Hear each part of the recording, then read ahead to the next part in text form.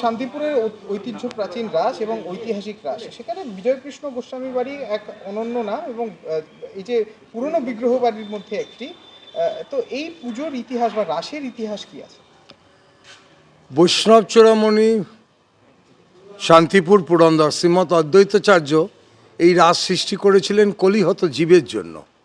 পরবর্তীকালে বিজয়কৃষ্ণ গোস্বামী বলেছিলেন, জীবনে 3টি অনুষ্ঠানে যদি আমরা দর্শন করতে না পারি তাহলে জীবনের কোনো সার্থকতা হয় না। একটা বলেছিলেন ঢাকার জন্মাষ্টমী, বৃন্দাবনের ঝুলন এবং শান্তিপুরের রাস। সেই জন্য সবাই বিজয়কৃষ্ণ গোস্বামীর এই কথাটাকে অনুসরণ করেছেন এবং আমার বিশ্বাস যে আগামী দিনে অনুসরণ করবেন বলেই এই রাস দিনকে দিন মানুষের কাছে, ভক্তদের কাছে একটা বিরাট ঐতিহ্যের বাতাবরণ তৈরি করেছেন। এবং আপনি বলতে পারেন কলিহত জীবের কাছে এই কার্তিক মাসটা একটা বিশেষ মাস, দামোদর মাস। সেই জন্য এই কার্তিক মাসের এই রাস পূর্ণিমা আমাদের কাছে খুব গর্বের এবং ভগবানের শ্রেষ্ঠ লীলা রাসলীলা। শ্রী চৈতন্যদেবের সাথে বিজয়কৃষ্ণ গোস্বামীর সম্পর্ক কি, বা এই রাস উৎসবের সঙ্গে শ্রী চৈতন্যদেব কীভাবে জড়িত? চৈতন্যদেবের থেকেও বড় প্রথম হচ্ছেন অদ্বৈত প্রভু। তারপর চৈতন্যদেব রাস সম্বন্ধে কিছু না বললেও দুজনে দুটো কথা বলেছিলেন, যেটা কলিহত জীব আজকের আমরা মানুষরা সবাই সেটাকে গ্রহণ করেছি। চৈতন্য মহাপ্রভু বলেছিলেন, যত আছে নগরাদি গ্রাম সর্বত্র হইবে মোর নাম প্রচার, যেটা আমরা হরিনাম সংকীর্তন দেখতে পাচ্ছি। আর বিজয়কৃষ্ণ গোস্বামী তার অনেক পরে এসে বলেছিলেন, পৃথিবী মৃদঙ্গময় হইবে, অর্থাৎ শিখলের যে আওয়াজ, সে আওয়াজ আমরা আজ ঘরে ঘরে শুনতে পাচ্ছি।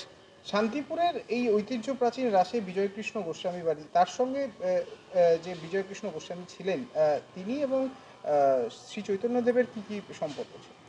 দেখুন, চৈতন্যদেব তো আমার এই বাড়িতে আসতে পারেননি, কিন্তু আমার সৌভাগ্য যে শান্তিপুরের যে ঐতিহাসিক স্থান অদ্বৈতপাঠ বাবলা, যার এখন আমি ওই মন্দির দেখভাল করি এবং বর্তমান সেবায়ত, সেইখানে চৈতন্য মহাপ্রভু সন্ন্যাস গ্রহণ করবার পরে 10 দিন এসে অবস্থান করেছিলেন এবং এইখান থেকেই চৈতন্য মহাপ্রভু লীলাচলের উদ্দেশ্যে রওনা দেন। এবং আর একটা বিশেষ বৈশিষ্ট্য, ওইখান থেকে নিত্যানন্দ প্রভুকে বলেছিলেন তুমি বিবাহ করো। তাতে উনি বলেছেন, প্রভু আমি বিবাহ করব? বললেন হ্যাঁ, অদ্বৈত প্রভুর বংশধর, তোমার বংশধর আর আমার এই বৈষ্ণব ভক্ত আগামী দিনের আমার ধারক এবং বাহক হবে, অর্থাৎ এই হরিনাম সংকীর্তনকে এগিয়ে নিয়ে যাবে। একটা কথা বা মিথ বা প্রচলন শোনা যায় যে অদ্বৈতাচার্য বা বিজয়কৃষ্ণ গোস্বামী যিনি ছিলেন, বিজয়কৃষ্ণ গোস্বামী শ্রী চৈতন্যদেবের গুরুদেব ছিলেন, দীক্ষা গুরু। না না না, অদ্বৈত প্রভু দশম পুরুষ বিজয়কৃষ্ণ গোস্বামী। আর চৈতন্য মহাপ্রভু সম্বন্ধে যে কথাটা বলছেন সেটা বলি, মাধবেন্দ্র পুরীপাদের 2জন প্রধান শিষ্য ছিলেন। একজন হচ্ছেন অদ্বৈত প্রভু, একজন হচ্ছেন ঈশ্বরপুরী। এই ঈশ্বরপুরী হচ্ছে চৈতন্য মহাপ্রভু গুরুদেব। নাম? আমার নাম প্রশান্ত গোস্বামী। আমি বর্তমান এই মন্দিরের বিজয়কৃষ্ণ গোস্বামী বাড়ির মন্দিরের সেবায়ত।